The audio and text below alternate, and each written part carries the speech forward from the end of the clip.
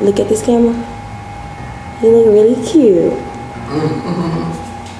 Let's give an honorable Able Mable Thomas. Okay.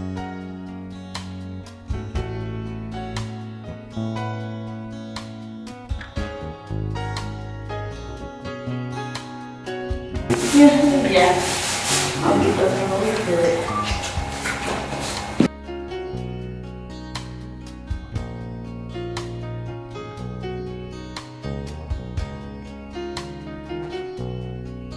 Good. I'm feeling very good. Feeling very good.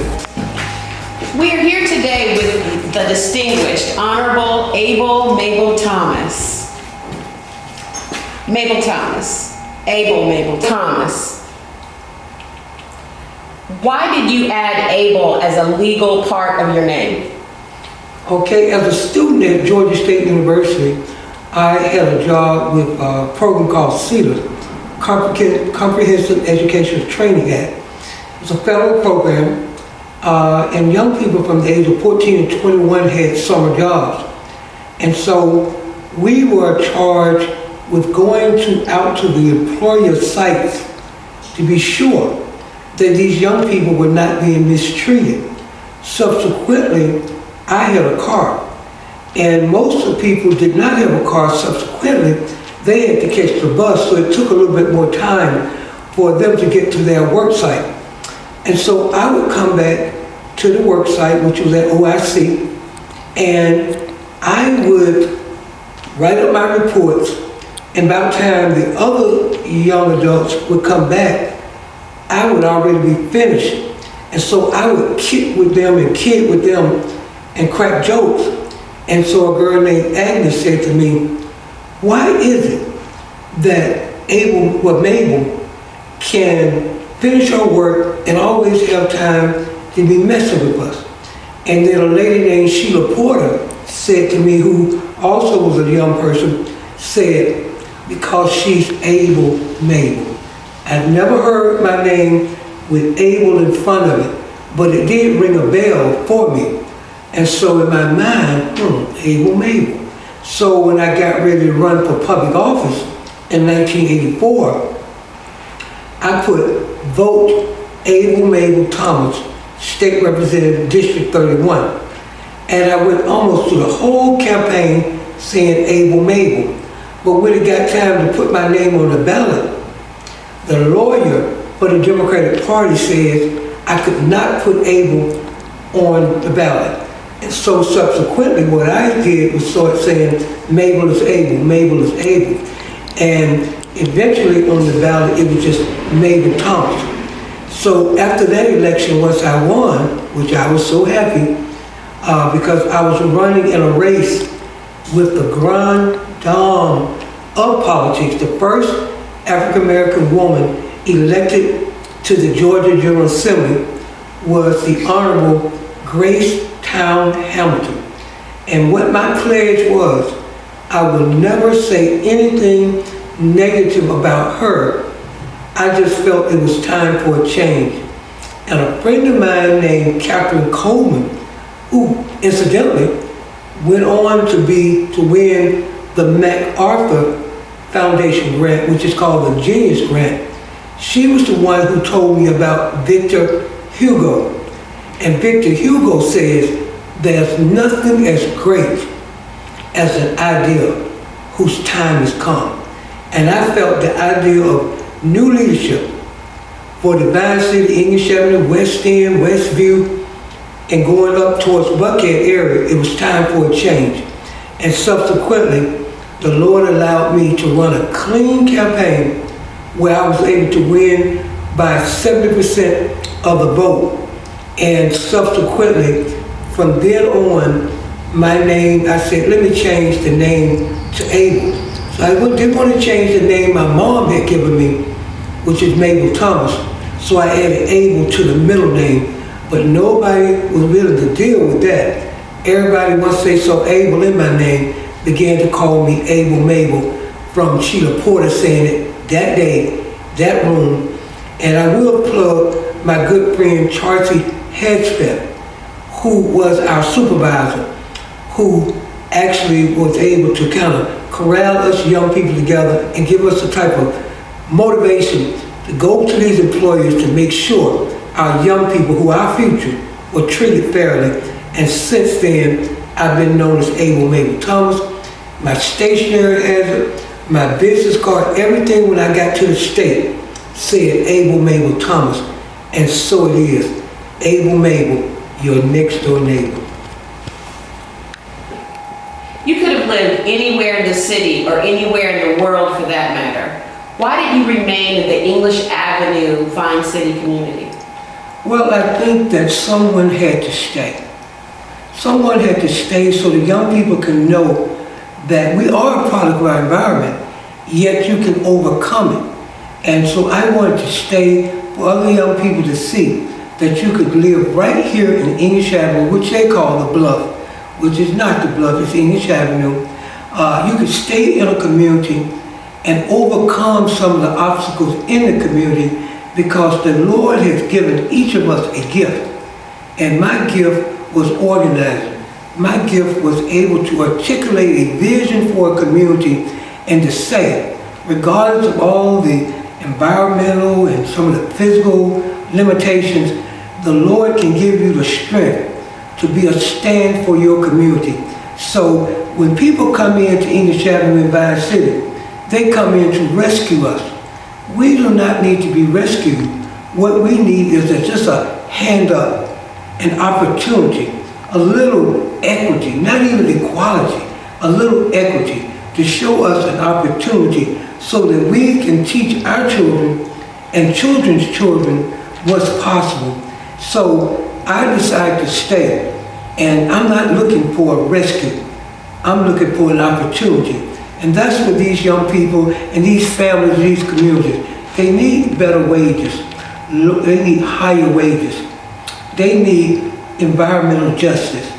They need support around some of the high utilities. So that means they may need to understand how to organize around Public Service Commission when they give the raises to big companies, Georgia Power, where they can keep charging the people who don't have the type of wage support, whatever. They need to be able to have a better education where they can get a quality education so they can go to college. And then once they go to college, they can remain in the community and actually uplift the community, whether trying to take the breath out of communities like English Avenue and Vine City and replace it with other people. We are the people, and we can stay and fight for our community. We love our community. I stay because young people need to know that they are 25% of the population, but 100% of our future. I stand with our young people and our communities.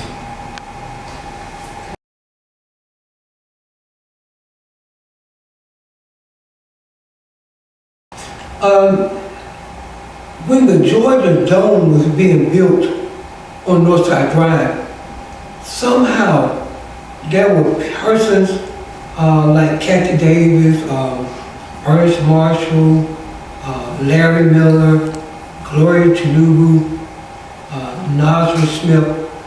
We knew that we needed to have some advantage in such a big development that was coming into our community. And we thought it would not be robbery for us to create a nonprofit organization, which later ended up being a 501c3, to be sure that the community got a benefit, a community benefit from this big development in our area. And so we started an organization called Greater Vine City Opportunities Program, Inc. And it's been about 30 years now. And what we said to that, those persons developing it, we did not want our community displaced, because when people said, oh, they're going to displace you once this big development comes. And what we said is we don't want to be displaced. We want to be integrated into it, get what we call a community benefit. They can help us with low-income loans, grants, and to make sure that they were a partner in the community. So we started Greater Vine City Opportunities Program as a way to support the families in the community, to look at the issue of small business development, to look at the opportunity for our kids young people who are at risk, for them to not so much be at risk, but at purpose, and not at risk. And so we wanted better educational opportunities, so we started that organization. And in 2011, we were able to purchase English Avenue Elementary School, which is the elementary school I went to, same elementary school that Gladys Knight, 8-time Grammy Award winner, also Hamilton Holmes, who helped integrate University of Georgia. He lived in English Avenue. We had Judge Horace Ward, who was the first African-American federal judge that lives in that area. Herman Cain, who in 2012 ran for President of the United States of America. He also lived in English Avenue. And there are others who lived in English Avenue. So English Avenue is not just any old neighborhood. It's a neighborhood of people who have achieved, maybe not even gotten all the recognition they need, but English Avenue, Vine City, good gracious of life. The greatest leader of the 20th century lived in Vine City, the Reverend Dr. Martin Luther King. Come on now. He stood for nonviolence, and that's what we'll stand for. We'll stand for nonviolence because we know that is the best way. And I had the opportunity in my travels to travel to India to retrace the steps of Mahatma Gandhi. So what we did was a reverse yatra. Instead of going to, when Gandhi did his work, he went from New Delhi back to Bombay, which they call can't get the word right, but it was Bombay at the time. He went from New Delhi, where he ran into what they call the untouchables. Those were people who were a darker hue, and they were not treated fairly. And the thing about the caste system in India, you don't grow out of it. You don't get money and say, oh, I now got money. Once you're in a caste system, it's hard to break through. So he started his work with the untouchables and went from there back to Bombay. And so we did what they call a reverse yatra, Y-A-T-R-A, with his grandson. And we were able to see the conditions of India, but we also see the conditions in America. And so Gandhi was inspired, and Martin Luther King was inspired by Gandhi with the nonviolence. And so I don't think it's robbery that we had such a great man of the 20th century lived in a neighborhood right next to English Avenue, the West Side. And so we believe that with that, the Lord, by chance in 1995, let me go to India, and what we were able to see is that it was a statement that Gandhi said. Gandhi said that basically they were colonized by the British, and Gandhi said, hold up with some salt. He said, with this salt, we shall bring we will break the colonization of India, and we shall be a victorious people. And so what I say to you, and all of you who are listening, we are a victorious people. We have good lineage. We have come from some of the greatest leaders of the 20th century, Dr. Martin Luther King. And so why not have a great community as English Avenue and Vine City? So what we are saying over and over again, open up the door. We'll get it. Open up the door. And we're saying, like Martin Luther King said, nonviolence is the way. But we also said, like James Brown said, I'm black and I'm proud. Say it loud. So I'm saying it loud, I'm black and I'm proud, and we are here to make a difference. We're here to love our people. We're here to uplift our people, and the Lord gave me a mission. I'm on it. I saw a quote the other day, and the quote said, the two most things that could make a difference in your life was not just when you were born, but when you understand why you were born, on purpose. I am on purpose in my life to help my people. I'm in purpose in my life to be your neighbor. So that's why they say, Able, Mable, you're a next door neighbor. Thank you. Why did you become interested in politics? Well, I was very active at Georgia State University. I was undergraduate from Georgia State University, and I always was interested in our culture. And at Georgia State University, I had the honor of being in student government, as well as being chair of a committee called the Black Life and Culture Committee. And with that committee, I had an opportunity to bring programming to Georgia State. So I was trying to think of everybody I could think of who made contributions. So I was able to bring Maya Angelou. I was able to bring Manning Marable. I was able to bring the African Dance Ensemble. I was able to bring Ben Yochanan, was a famous historian. I was able to bring Gene Carn and Roy Ayers. And when we do concerts, we usually do them in the gym. And I was the first chair of the Black Life and Culture Committee that took our concert off of the campus and took it to the Agora Ballroom, which is in the Georgia Terrace Hotel. So it was the first time we were able to take a concert out of the gym and take it to another venue. And the young people, they loved it, and it was a great concert. I declared it National Black History Year and said forward ever, backwards never. And subsequently at Georgia State University, we changed the dynamics of black student life. The thing with Georgia State was you could get into Georgia State, but did you ever graduate? So what we had to put in place at Georgia State was the Black Freshman Network. And what that group was to help us pass the test, used to be called the Regents test. And you could do all the grades you want to, but if you didn't pass that Regents test, you still wouldn't go to the next level. So the Black Freshman Network came in place, and Dr. I know his first name Jerry, Dr. Jerry, and others, and Dr. Cummings, we helped to support black students graduate from Georgia State University. And because Georgia State, like I said, you get in, but how many black students will graduate? But now the culture has changed. They took away that test that you had to take because Dr. Asa Hilliard said that the test is biased because it does not speak to some of the things that we as African Americans experience. Subsequently, eventually, that test was taken away, and that opened the door for more African American students to graduate from Georgia State. And now they say Georgia State is almost more majority African American than white. But it's a very economical school, and it was a blessing that I got a chance to go to Georgia State, because not only did I excel academically, but also I'm a sports person. I'm a basketball player, I'm a baller. Subsequently, I played on the first NCAA women's basketball team at Georgia State University, recruited from Booker T. Washington High School, but if you went there, why the high? Bulldogs, and I was recruited, and I played on the first NCAA women's basketball team. Why am I saying that?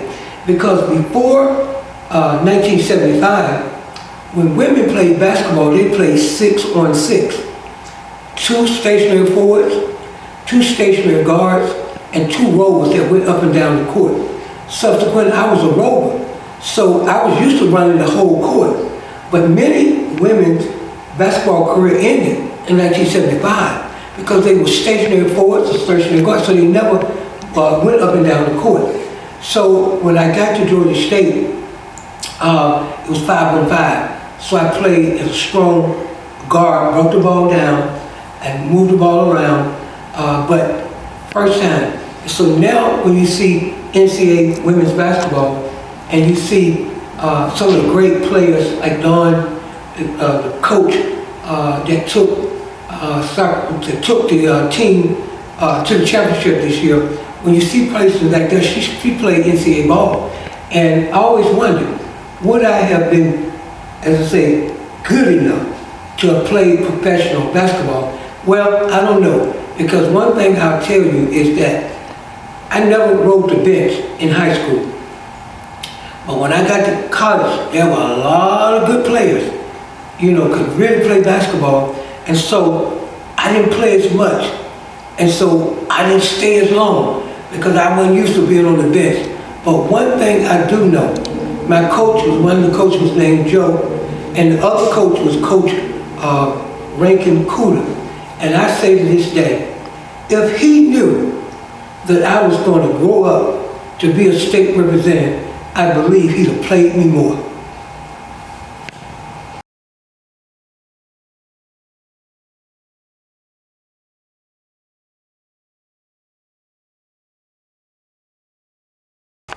I would like to also say there have been many people, God first, family and community, but there was a particular man that inspired me about politics. When Andrew Young was running for mayor of the city of Atlanta, this girl named Brenda Davenport said to me, "You gotta go with Andrew Young." I kind of liked it. Ready to Ease, and it was called the Ready Raiders. And my friends, they were with Ready to Ease. So I wanted to be with Ready to Ease too. But Brenda Davenport said, "No, you must go with Andrew Young for mayor. Not only is he gonna win, he's gonna be ambassador, congressional, go with Andrew Young." So I went to the Andrew Young's campaign. And when I went to the Andrew Young campaign, the first person that I really saw was a man named Leon Hall. Leon Hall is the father of Kwanzaa Hall, who many of you know as a city council person. And he would take us out and we would go out to different apartment complexes and put out literature. Somehow, I had a strategic thought as to how to do politics. And so what I would do is when I would put into a subdivision, some told me to run all the way to the back of the subdivision and then work my way up. Most people would get out of the bus or the van and they would just do the stuff right next to them. Spirit told me to run all the way to the back and work my way back up to the van. And so what would happen is the other young people would make a big joke out of it because they would see me running, trying to catch the van, and they would tell the van man, "Everybody's here, keep it going." And so I used to have to run all the way up to catch the van, and then they would bust out laughing. But Leon Hall noticed my work ethic. I always had a good work ethic. Didn't know what the word work ethic meant. But he saw the type of work I would do, how I would go to the back, go all the way to the front.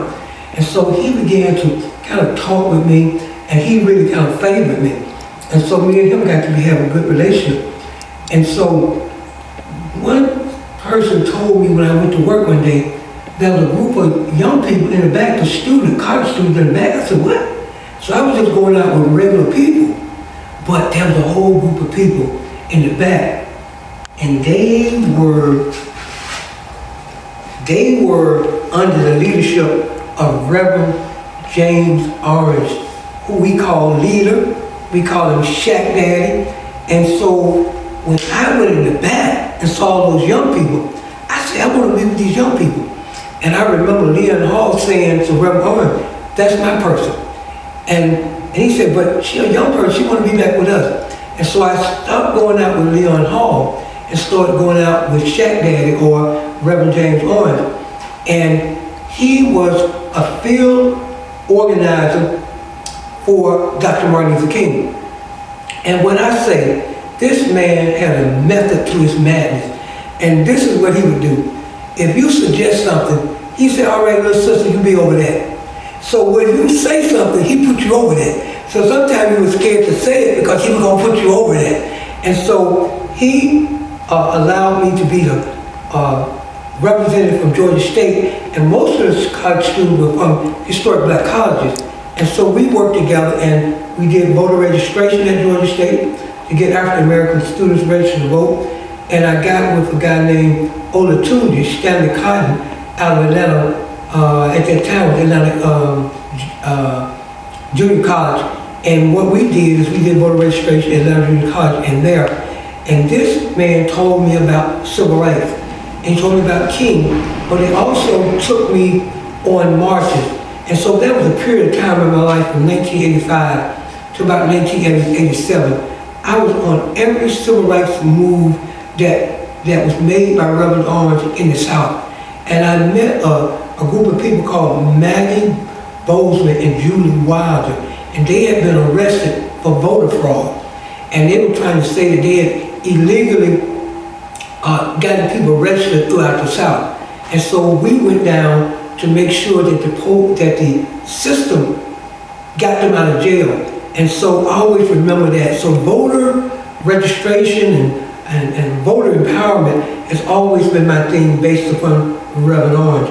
And so Reverend Orange is one of my mentors, as well as the fact he is the person who introduced me to Reverend Dr. Abernathy.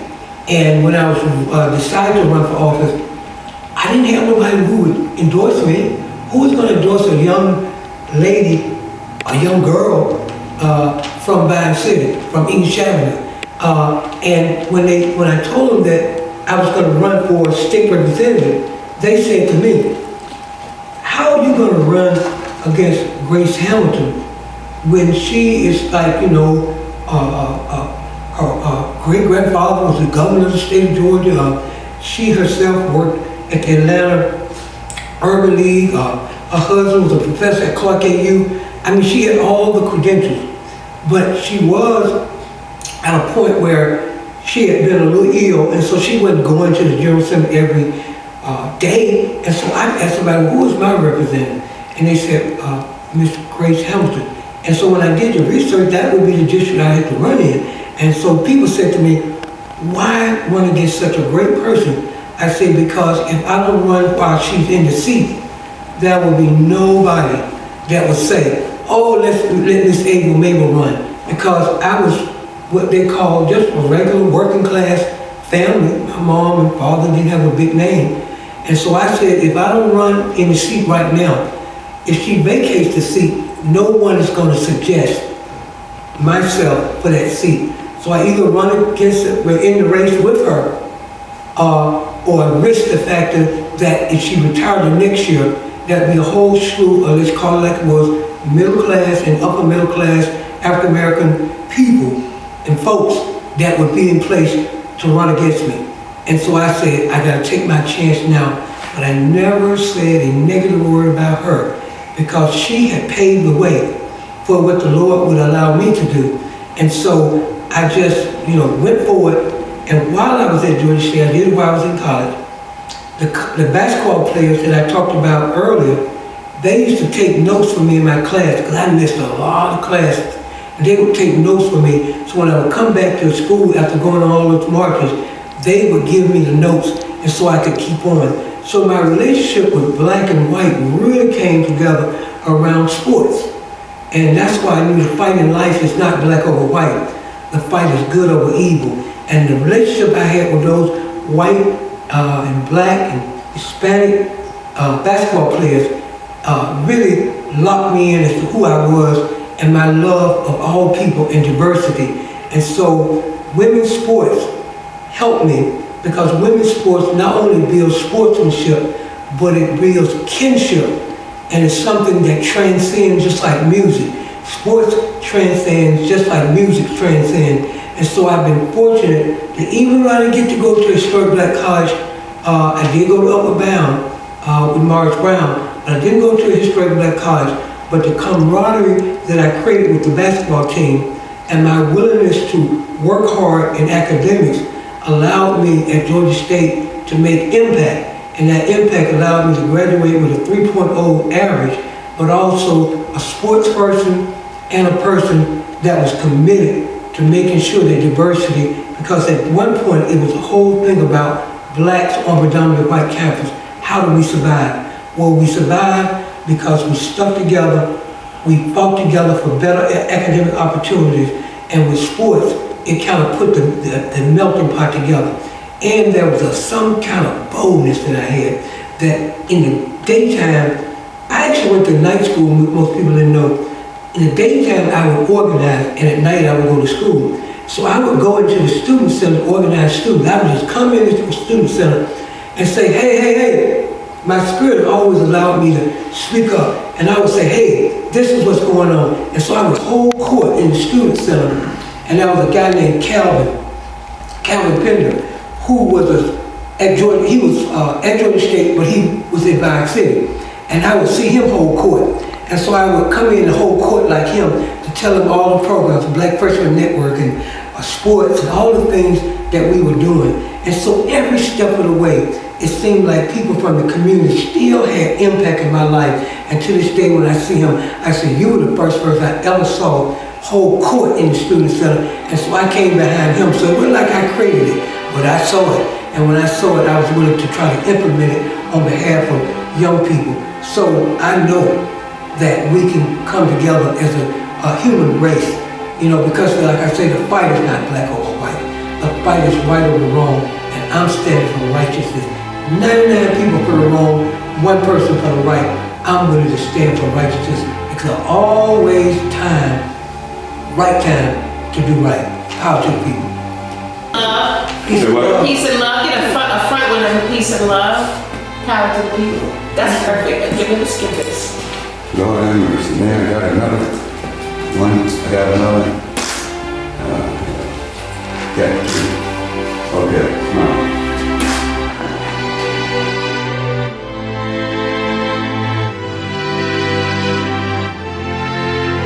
Let's talk about San Francisco. Okay? Well, I heard that a man named Reverend Jesse Jackson was going to run for president of the United States of America.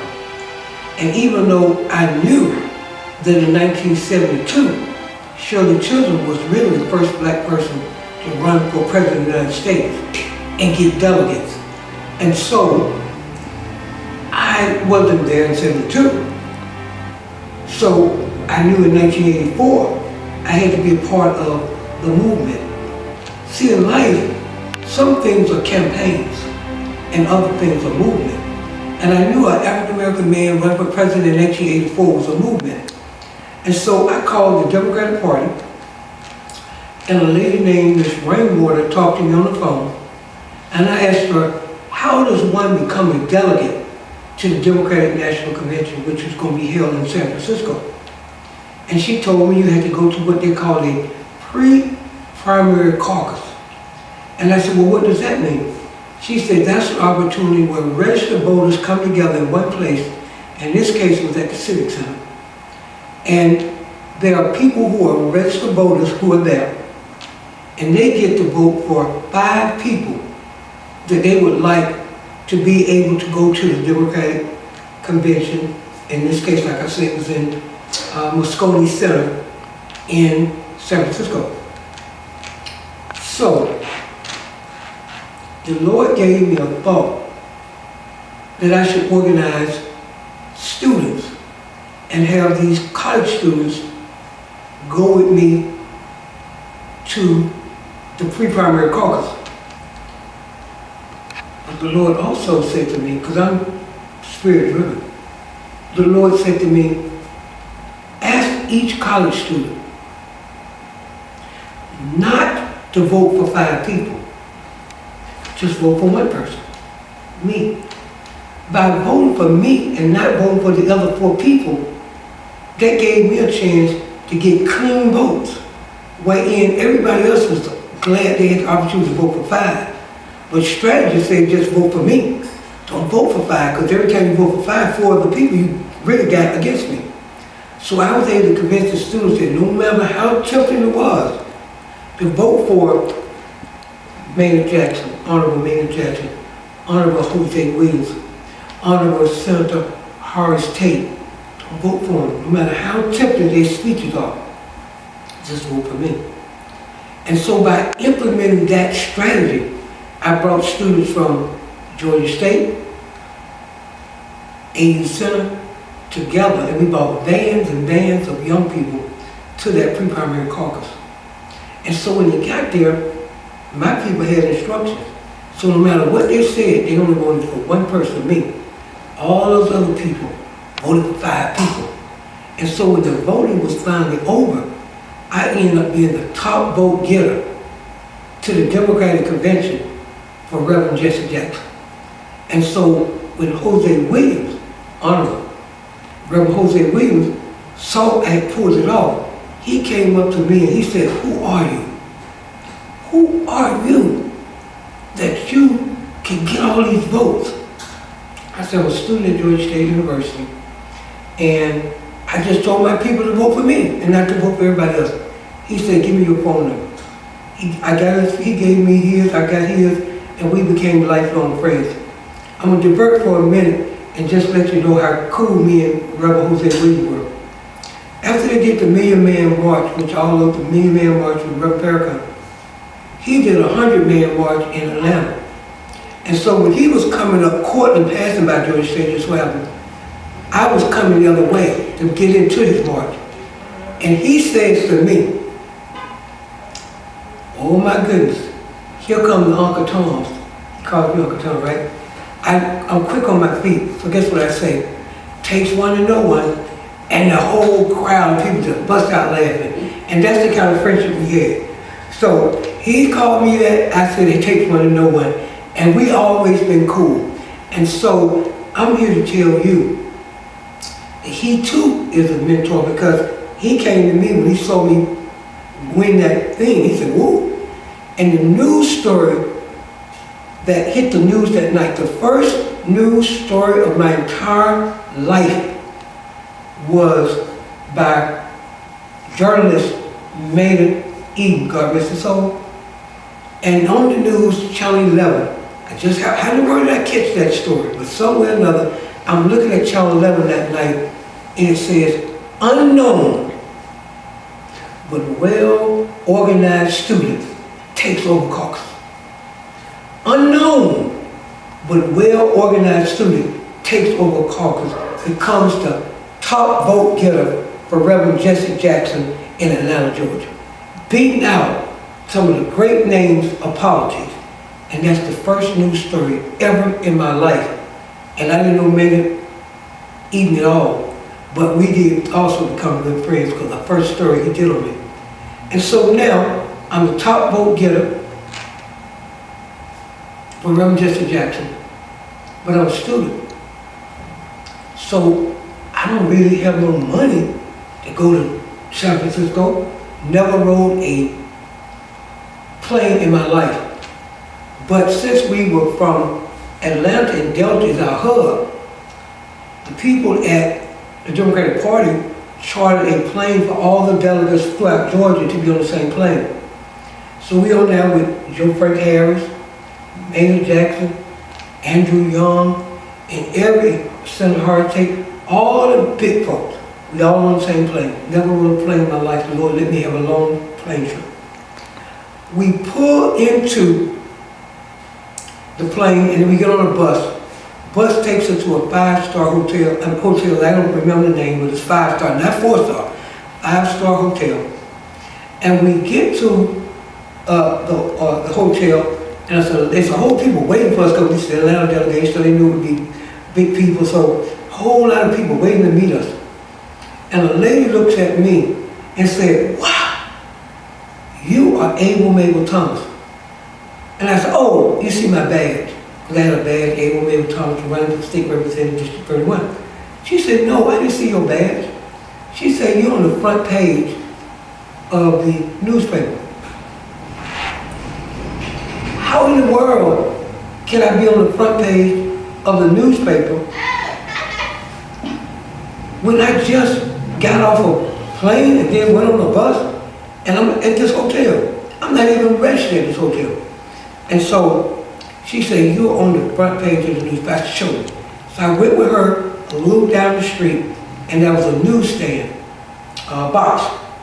And I saw my name, Rising Star from Atlanta, comes to San Francisco. I said, oh my goodness, I'm on the front page of the San Francisco Examiner. How could it be? Well, apparently, when you get to be a delegate, different companies call you and do surveys. So apparently somebody called me and did an interview. And I didn't know where they were from. I just was doing interviews. And I get to make Rising Star from Atlanta come to San Francisco. So I took all the newspapers I could out of that box. And I remember giving one to Representative Tyrone Brooks. And then I kept a lot of them to give to people and to take back to Atlanta. And so I'm like, wow. So I ran into a friend named Helen Young out of Albany, Georgia. She's a barber by profession and an activist. And she says to me, well, where are you staying? Where's your room number at the hotel? I said, oh no, I don't have a room at the hotel. I didn't have enough money and get a room at the hotel. And she said, huh? She said, well, let me let you meet my auntie. Well, her auntie was Mary Young, who eventually was Mary Young Cummings after she got married. So I went upstairs to their room, and she introduced me to her auntie, who was a state representative out of Oregon. And the smile that Mary Young gave me is a smile I can remember to this day. It was the most beautiful smile. She didn't know me from Adam's house cat. She gave me this beautiful smile and welcome. And her niece said to her, Auntie, if you don't mind, I'm going to let her have my room with you, if you don't mind. And I'm going to take the room that she has. And then I told Helen, Denise, my room is at the Y. They had put me at the Y because I didn't have no money. They didn't give me a big room. They had me at the Y. And she said, no, you need to be here at this hotel with all the other delegates. And so she took my room at the Y and let me be at the 5-star hotel. Now I'm at a nice place and everything, and Spirit says to me, go downstairs and look on the message board. There's a message for you. Come on, how could there be a message for me? I'm not even at this hotel. I went downstairs and lo and behold, there was a message that says, Mable Thomas on the message board. I picked up the message board, a thing that said my name. I opened it and it says, hello, my name is Jewel Anderson. I'm president of the NAACP. I am served as school board member, as well as the fact that I am the director of the African American Museum in San Francisco. I read about your story in the newspaper this morning. Would like to give you a campaign contribution. Oh my God. That's the favor of the Lord that's been my life. I could just run all over this room when I think about how God has been so good to me.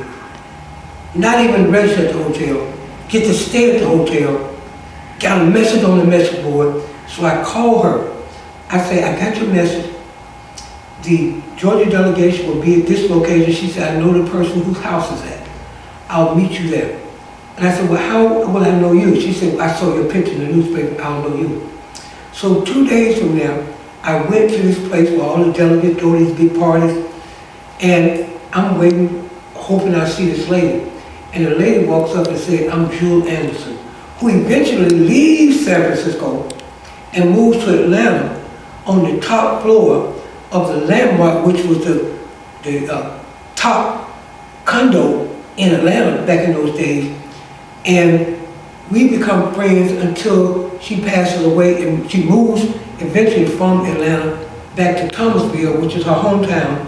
I visited her there, and we stayed friends, and she would host my community meetings at her hotel, even to the point of one day I was on a parade going down for the King Center, going down Peachtree Street, and I'm talking to Mayor Patsy Hillard, Cynthia McKinney is in that march, and other people, and somewhere or another, Patsy Hillard saying, why don't we all leaders get together? And I said, okay, I'll organize that. And so Patsy Hillard and all the elected officials I could think of that I knew came together up at Jewel Anderson, top of the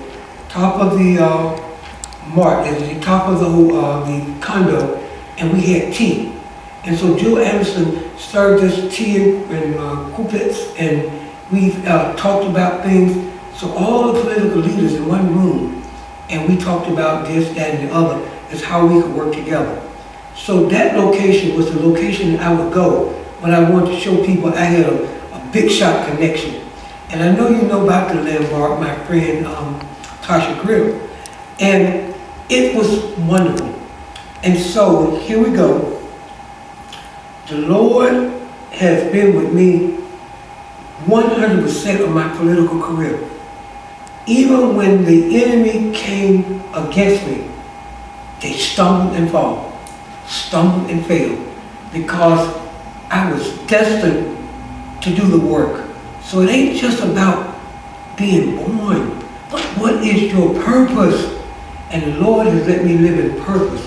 And I remember times when they said that my career was over, I didn't go with the right candidate, or I did this and I did this. And the Lord said, Not only was the Lord on my side, eventually I understood that the whole thing was not just that the Lord was on my side. The question that I asked to the public, are you on the Lord's side?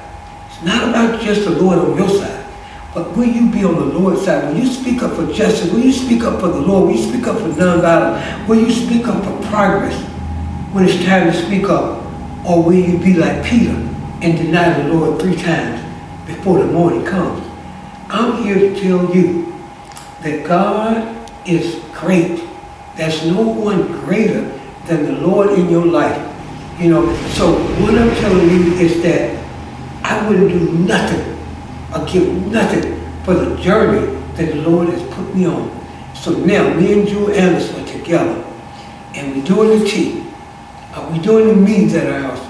And somehow she was always inspiring me. But can you imagine getting a note that said, I'm president of the NAACP, director of the African American Museum, have served the school board, and I read your story, and I want to give you a contribution.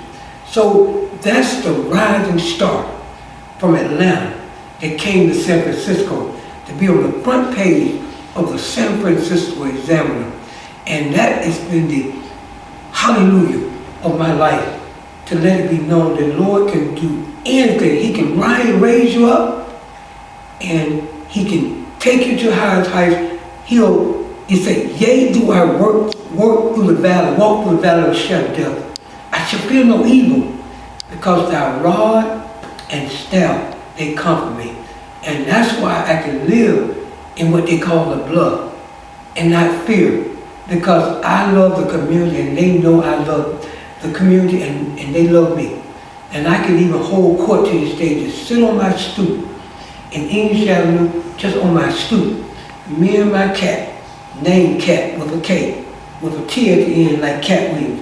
I can just be on my stoop, and people come as if I'm still in politics, asking me for support, and I'm saying to them, stay nonviolent. Keep trying to achieve. If you made a mistake, help your children not make that same mistake. Continue to fight for the right. And even if you make a mistake, we serve a Lord of a second chance. And so I am so happy to be from the west side of Atlanta. The west side is the best side. I'm glad to have gone to Booker T. Washington High School, and if you went there, it's Whiteland High. If you didn't go there, you say Booker T. Washington. We went to Whiteland High. We achieved an honor graduate in 1975, and have continued to fight for justice. I am a justice fighter. I am a justice fighter. I'm a freedom fighter, and I'm someone who will give my life for my people, because look, the Lord gave His life for me. Thank you. Wow.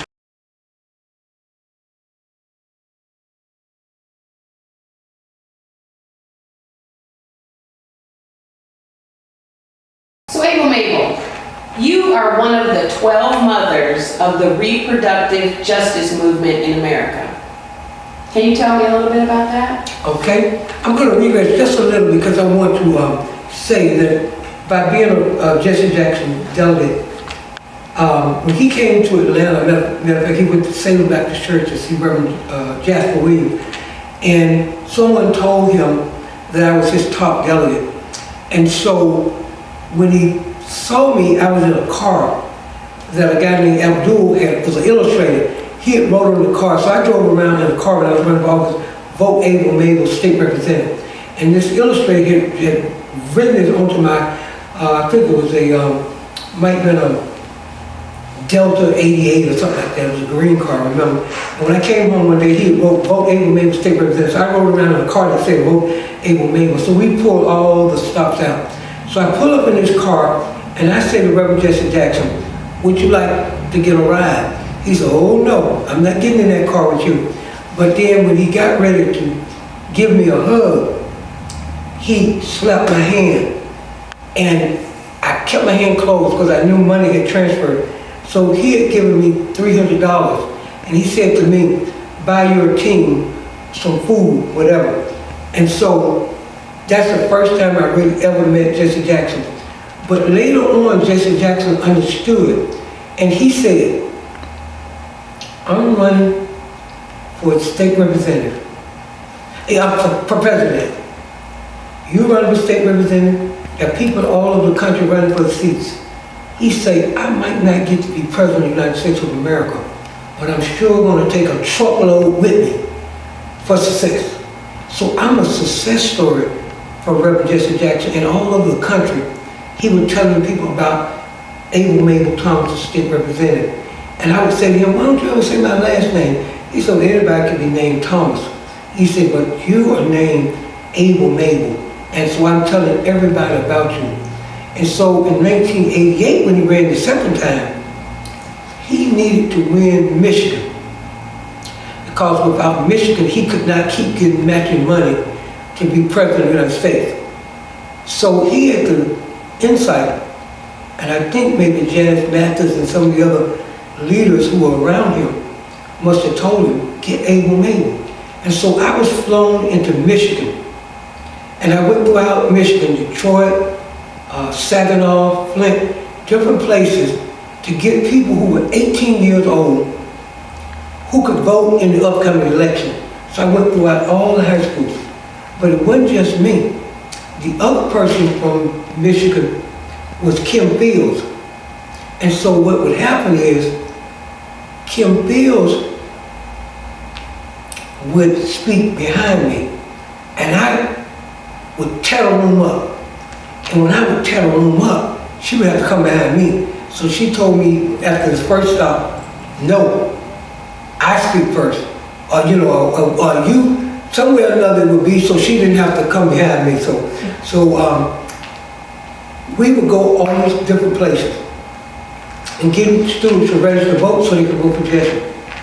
So Reverend Jesse Jackson won the state of Michigan. He got matching money, and he was able to continue in 1988 to his campaign. And just so happened, the campaign of 1988 Democratic Convention was in Atlanta. I was a delegate that year as well. I've probably been to a delegate to the Democratic Convention at least 5 separate times, winning that spot.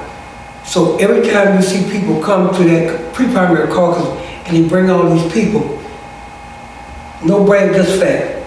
I have written the book on politics that people play today. When people come with all those people, they didn't know that, and they didn't know just to vote for one person. So I put the strategy in place of how to get elected to be a delegate, as well as the fact when it comes to ground politics, grassroots politics, I have a rule called every 15 cars, I'm going to leaflet.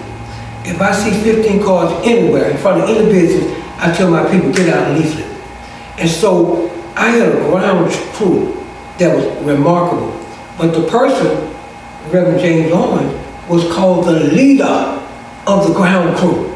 So people say, how do you organize like you organize? Because my mentor was the leader of the ground crew with Dr. Martin Luther King. So I learned the tricks of the trade.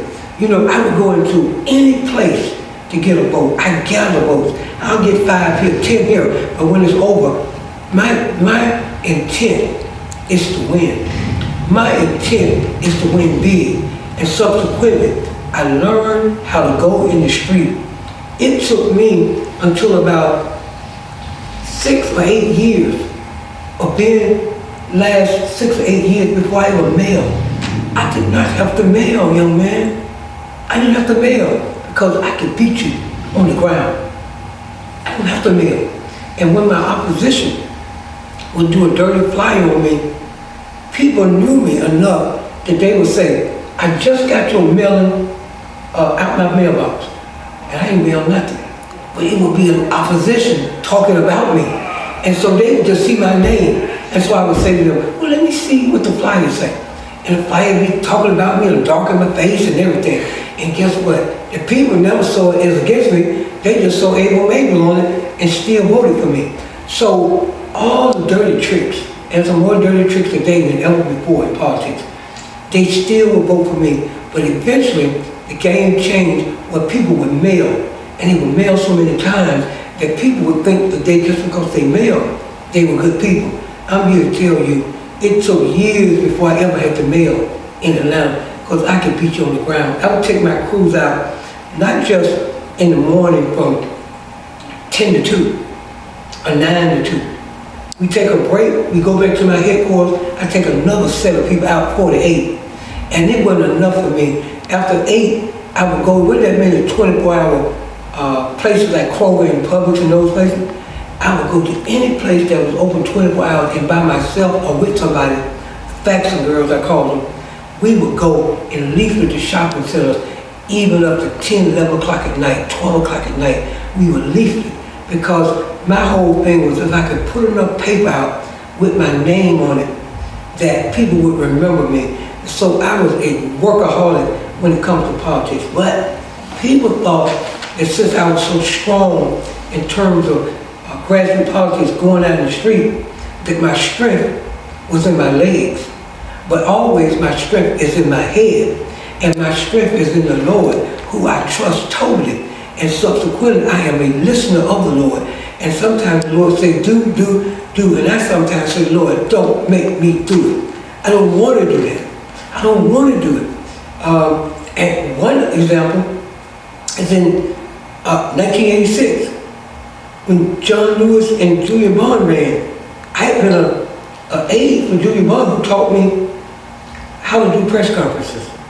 And he taught me so much, but when it came down for the race of 1986, I did not want to be with John Lewis.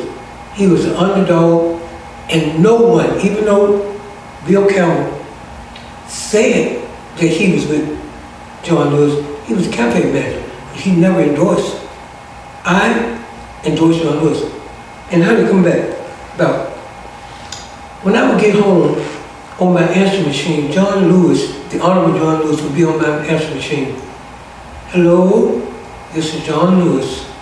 If I ever needed you, I need you now. And I would, push the button, close it up. Nope, I don't want to be bothered. Nope. I went to AU Center for a big speech at Morehouse, and I was sitting by John Lewis and Julie Bond on the side.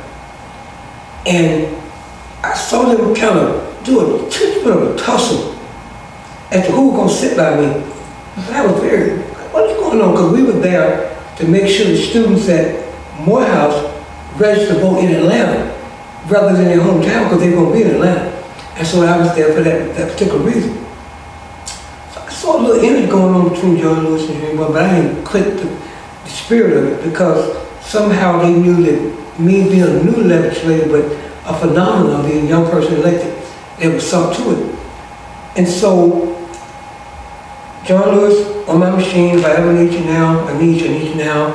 Then eventually I answered the phone, and John Lewis said to me, would you do an endorsement of me?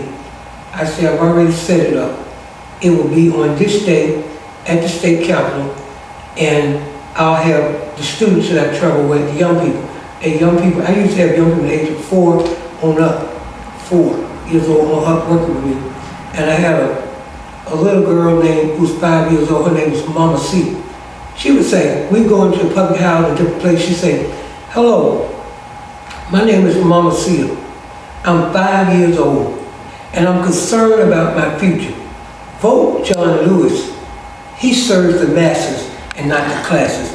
And young people would come from their public housing and they would take our flyers and go everywhere with the flyers.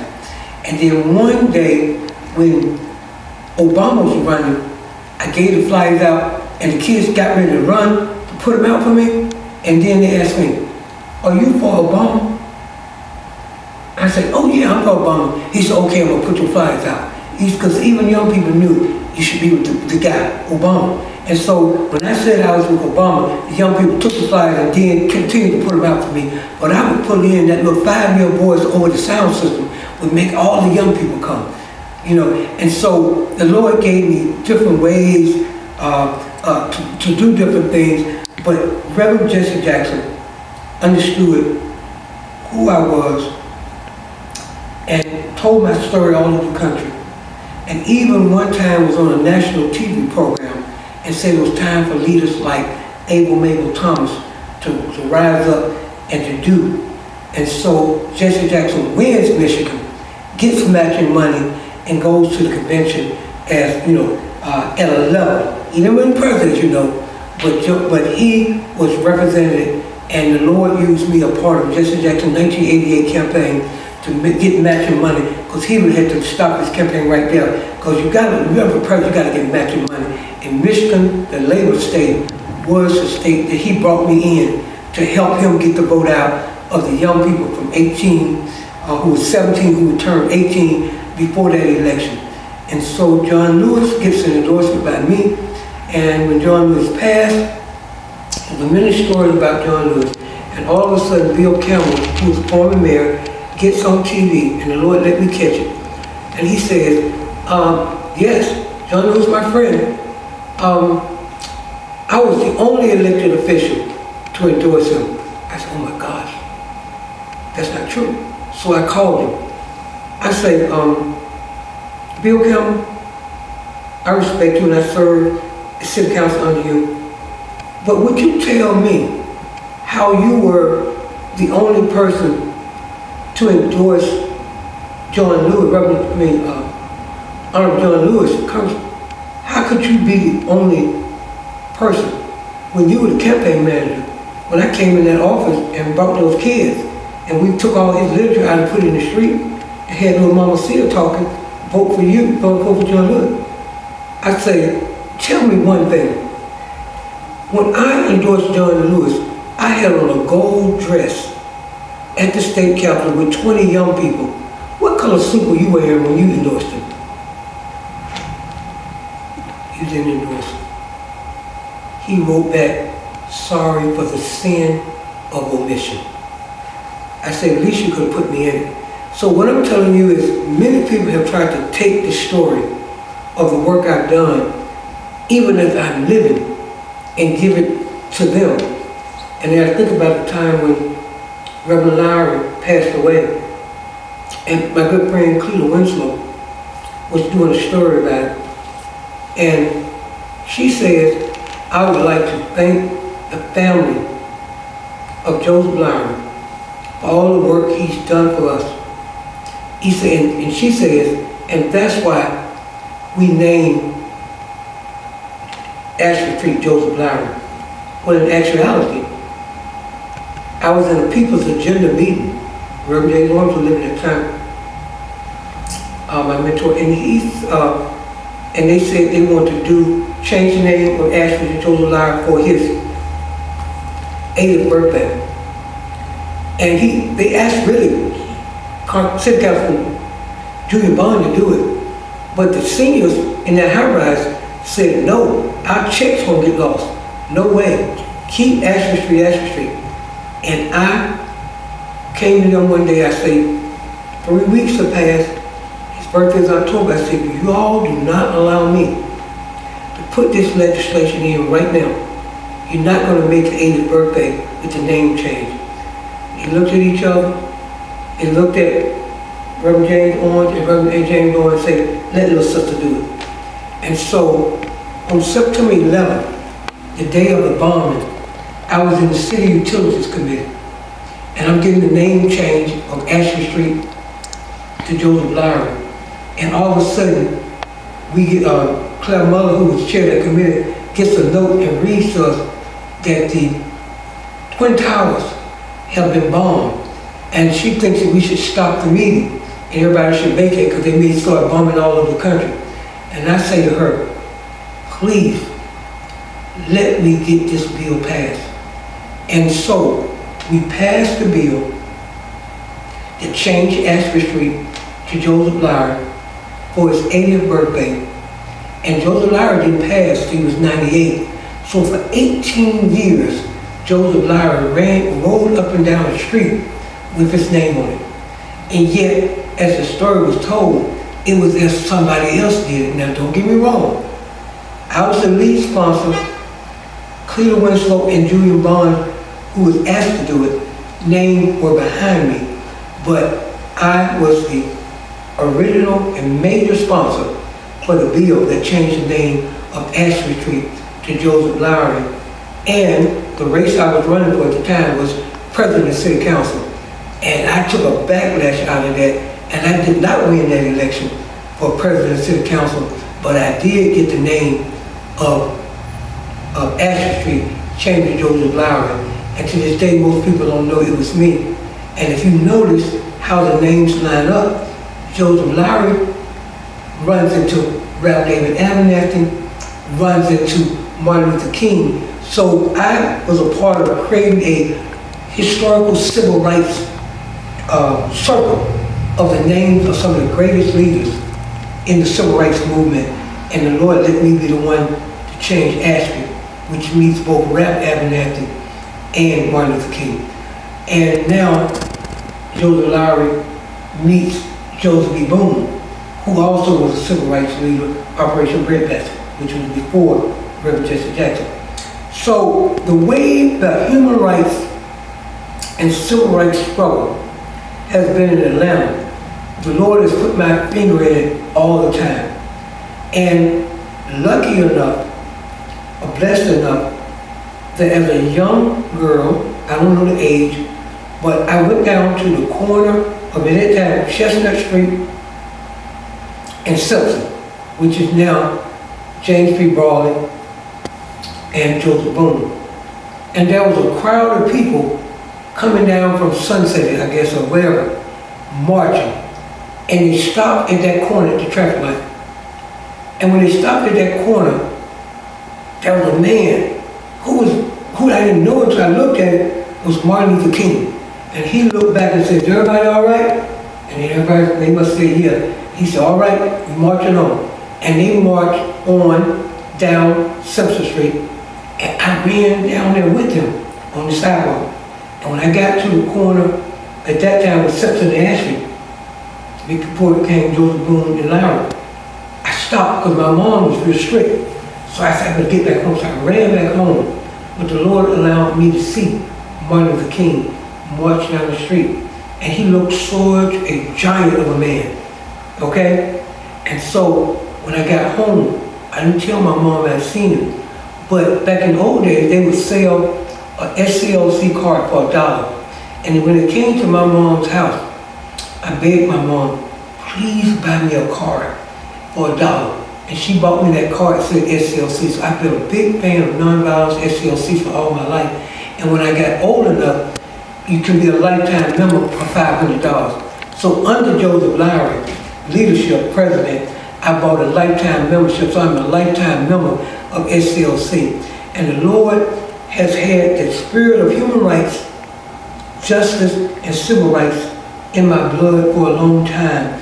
And so every little thing added to who I am as a person. And nothing would have been possible without me hearing the word of the Lord and obeying it. Because they say obedience is better than sacrifice. And I have been obedient to the Lord. And sometimes at risk of my own self, because I didn't do self-care like I needed to. But one thing for sure, I fought for my people, and I'm a fighter for my people. And all the experiences I have come together for me to one day be in Washington, D.C. and see a march. And I didn't know who it was. I was up there by myself some reason. And I ran to where the march was to see what march it was. Because I saw black people, white people, and it was a march for HIV/AIDS and giving more services to the LGBTQ plus community. And so when I was in that, got to that march, I saw a lady that I knew who was a state representative, delegate, they call them delegates up in Maryland. And she said, well, what are you doing now? Because back that time I was out of politics. Because I went in and out of politics. But I always knew there was a certain percentage of people in Atlanta, if my name was on the ballot, they would vote for me. So all of a sudden, I'm right there. And I say, well, I'm out of politics right now. And, she said, well, what are you doing? I said, well, I'm just trying to find an opportunity. See, some people assume because once I was out of politics, since I was a good person, that somebody would pick me up. Well, the corporate companies didn't pick me up because I voted against their rate hike. I wasn't a company man, as they say. And then the people in government, where I could have been head of a department, they didn't pick me up because they figured I wouldn't go along with the government system. So when I came home out of with a job, the masses of the people assumed that somebody would pick me up, maybe a nonprofit. But basically, a lot of the white women controlled the nonprofit sector, and so nobody gave me a job. So I would have to hustle and figure out what to do next because nobody gave me a job when I came out of politics. And so what I did was I had to get a consultancy. So that girl said to me, that Salima Marriott, delegate, state representative, she said to me, I am chairman of the board of the National Black Women's Health Project, 1237 Ralph David Abernathy. And when you go back to Atlanta, they're going to ask you to be a consultant for them. Act like you don't know what they're talking about and accept the job. So I went, and when she asked me to do it, I said yes. And lo and behold, she said, I'm going to Chicago for a women's meeting sponsored by the Men's Foundation. That was June of 1994. And I want you to go with me. So when I got to Chicago in June of 1994, there were 200 white women and about myself included 12 black women. Spirit say, go to each black woman, got box lunches, ask them to come to lunch with you. And two of them knew me because the girl, Cynthia Newbill and Loretta Ross, both were from Atlanta, and I was the third person from Atlanta. The other women were from Illinois, New Jersey, Ohio, different places throughout the United States. So these women in the room, some of them don't know who I am, asked them like 3 or 4 questions. Who are you? What state are you, city and state are you from? Why are you here? And do you believe what the women in here are talking about, pro-choice, pro-life, speaks to black women's health? And we all agreed that it did not. And what we did is we coined the phrase, women of African descent for reproductive justice. Now, you hear the word reproductive justice said over and over again, and you may think that some white woman created it. But in reality, in June of 1994, the word reproductive and justice never was in the same sentence. You had reproductive rights, reproductive health, reproductive choices, but never justice. No justice, no peace. We put the word reproductive and justice together. And from that moment, we, 30 years later, today, to this day, is 2024, 30 years later, we are called the mothers of the reproductive justice movement. Park Cannon, who's a state representative, came to work one day. She's on the board of Sister Song, which is a group that now occupies 1237 Ralph David Avenue, as they call it, the Mother House. She came to work and she sits in front of me and she says, I didn't know that you were one of the 12 mothers of the reproductive justice movement in America. I said to her, not only am I one of the 12, I am the convener. And so for all these years, people have taken credit for the name reproductive justice. And when Roe versus Wade was overturned on June 24, 22, people was all so upset. So reproductive justice. So where I am right now in life is trying to tell my own story. So let the record reflect. I am one of the 12 mothers of the reproductive justice movement in America, but not only am I one of the 12, the Lord gave me the vision to organize the other 11. And one of those persons, sister named Evelyn, just passed away. So there's only 11 of us living. But I am the convener. And this year is 30 years of it. And right now, there's going to be a celebration in DC around it. But the only challenge I have is that there are other of those 12, 11 or 12 black women who are basically trying to take credit for the work.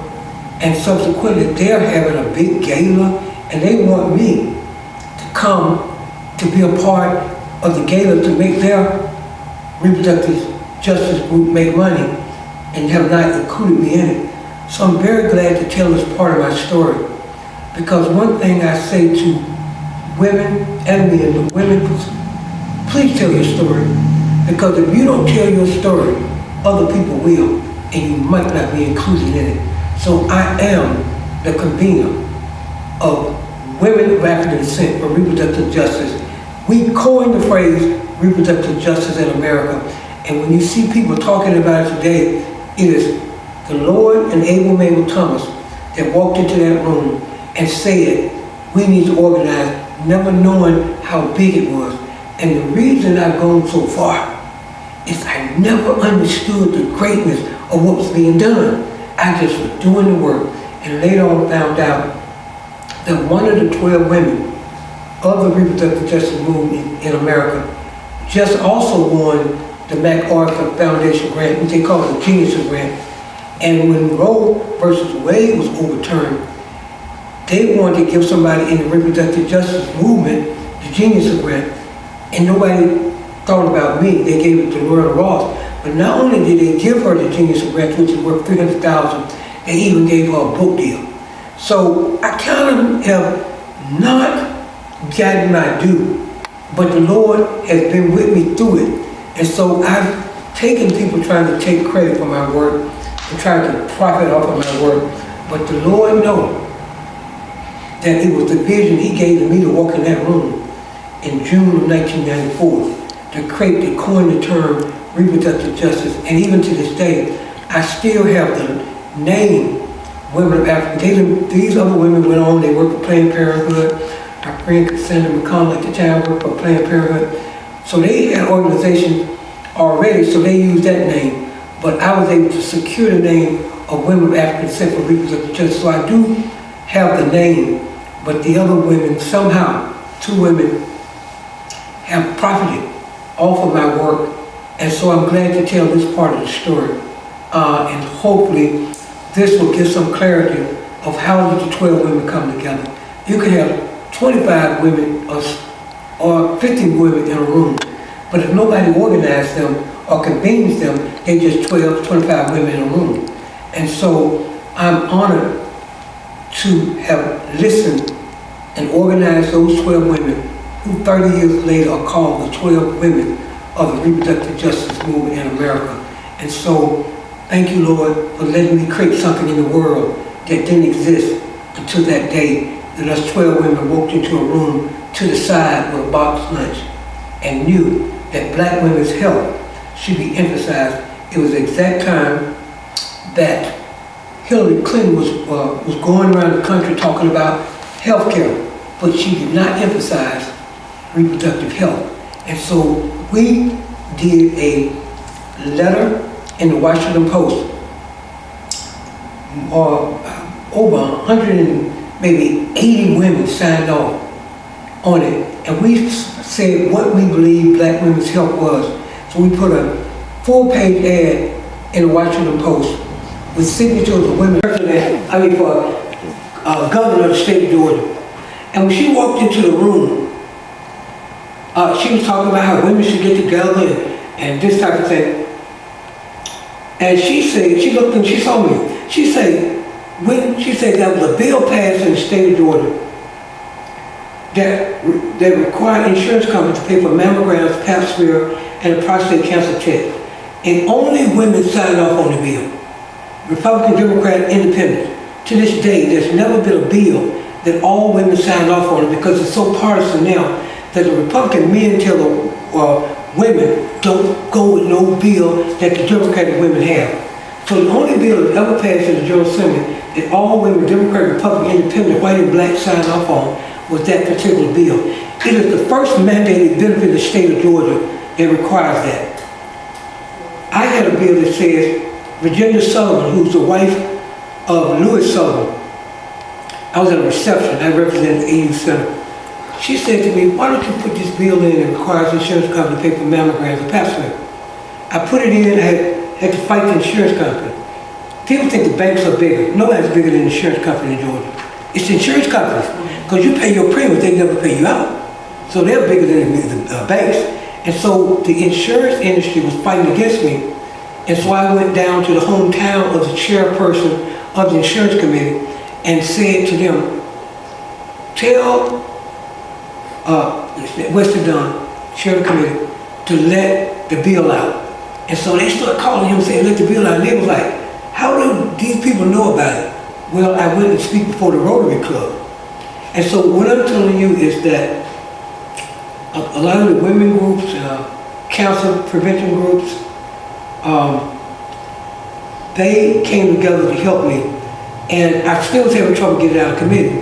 However, a man named Buddy Childress, who is chair of the Health and Ecology Committee, it's called Health and Human Service now, said to me, if you would add prostate cancer to it, because I just beat prostate cancer, I will help you get your bill passed in the state of Georgia. I added prostate cancer to it, we got the bill passed, and it's the first mandated benefit in the state of Georgia. Ask me what's the second. What's the second? There's no such thing as a second. After that, they never let another mandated benefit go forward in the state of Georgia. So these are the type of things that I did, but let's go further. The lady is telling the story about this in a room. And she looks at me and sees me in a room, and guess what she says? Hey, well, Mable, you were there. I said, not only was I there, it was my legislation. So here's a lady, a European lady, white lady, running for governor of the state of Georgia, had not done her research to find out that it was me who passed the bill. She's just telling the story. All throughout the state of Georgia, how black women, white, black, Democrat, Republican came together, but had not done the research. But when she saw me, something sparked. You were there. Not only was I there, it was my legislation. That's the story of my life. I've done the work. I've done the work. I've served the people. I've not tried to get credit for it, but the time to get credit is now, not for my sake, but for those who have come behind me to know what's possible when the Lord has anointed you to do the work. Sometimes you'll get credit for it, but I do think we should get a little credit for that reproductive justice thing, because that is the hottest issue in this election coming up in November. You see the Vice President Kamala Harris talking about it. You see people dropping the word reproductive justice like it's water, and yet the person who helped coin that phrase is sitting talking to you right now. Power to the people. Thank you. Power to the people. That was really nice. Okay. You better get used to this.